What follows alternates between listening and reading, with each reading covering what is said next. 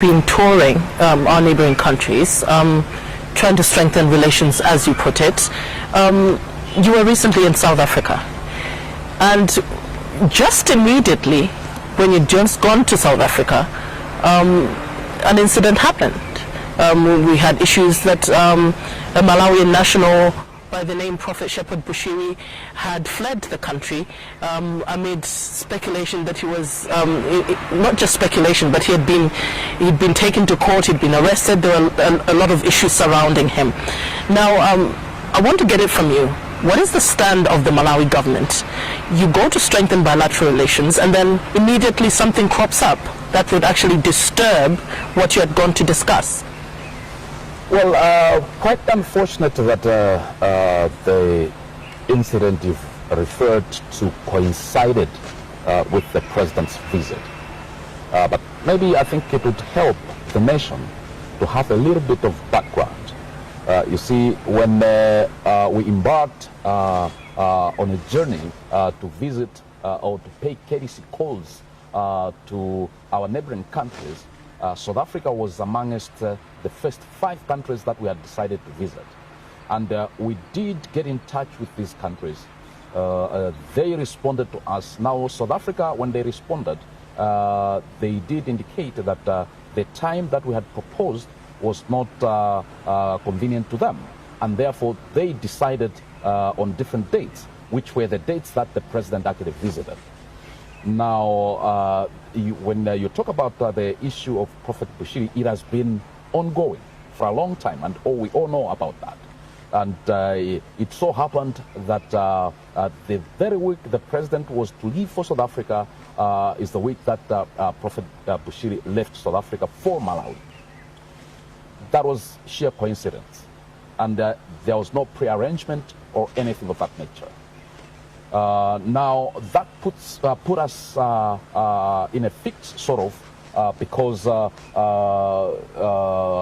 escape, if I may call it, coincided with the president's visit, and ordinarily one would be tempted to think that maybe the president's visit had everything to do with the escape, when the matter of fact is the two are mutually exclusive.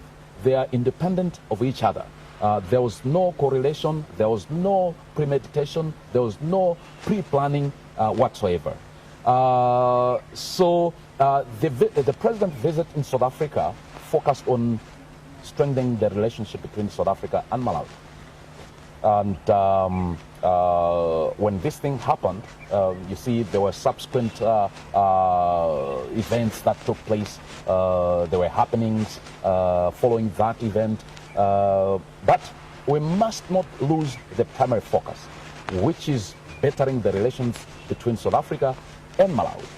And we're talking about the issue of Prophet Bushiri. The president has made it very clear that Malawi is a nation that is run using laws.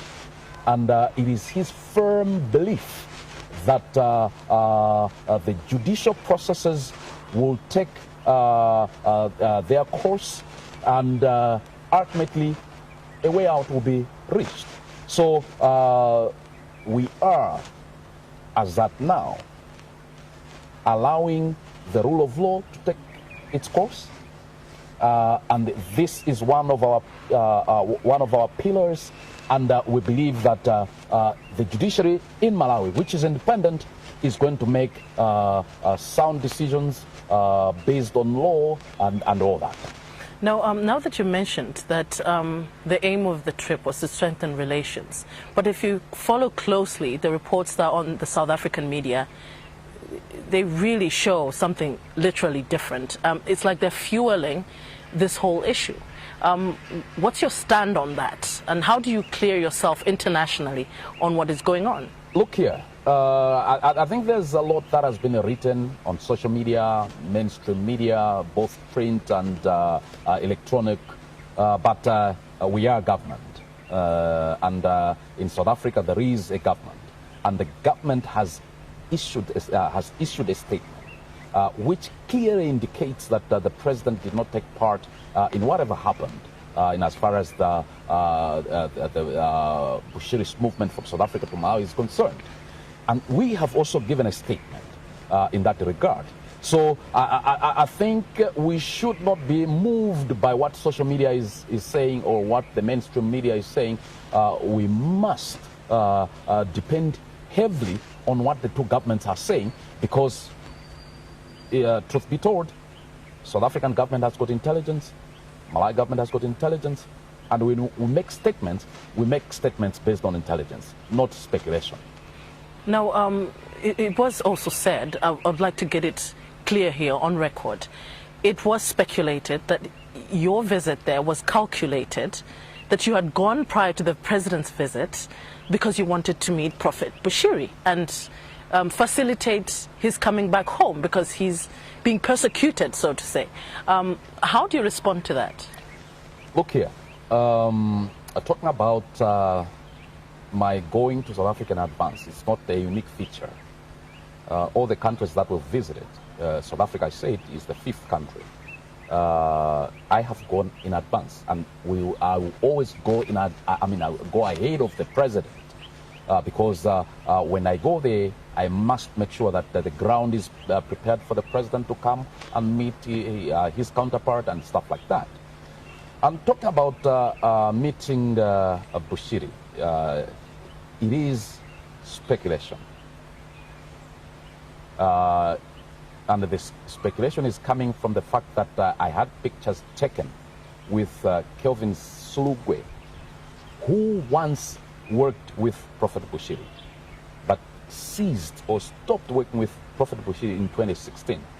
And for those people that have been following, he normally posts about me on his Facebook page. And when he heard that I was going to South Africa, where he is currently, he made sure that he met me. And those pictures, some of those pictures were taken at the hotel, and some of the pictures were taken at Manly Mall, which is close to the hotel where I was. So people have misinterpreted the pictures to mean that I met Bushiri just because I met Kelvin Slugwe. Besides, when you try to reconcile what happened, one would clearly see that what is happening is clear speculation. Because Bushiri himself made a statement to the effect that he came to Malawi on a Wednesday. And I was in South Africa on Monday. Now, Bushiri did not fly out of South Africa from the media, at least getting it from the media. If we would rely on the information that is coming from the social media, he came here by road. And if he came here by road, what it means is that he did not leave on Wednesday. He might have left a day or two earlier in order for him to arrive in Malawi on Wednesday, which makes it laughable when people say that I met Bushiri on Tuesday. I must put it on the record. On the said Tuesday, I never met Prophet Bushiri. All right, still on that issue, and finally on that issue, all that is going on between South Africa and Malawi in relation to Prophet Bushiri, will it not strain the relations that you're working so hard to mend? It is my firm belief that this would not in any way strain the relationship between South Africa and Malawi. I believe that it is quite normal in a relationship that you would have ups and downs.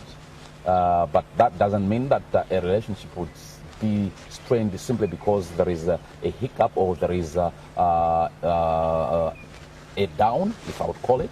I believe that this is a big taste in as far as our relationship is concerned.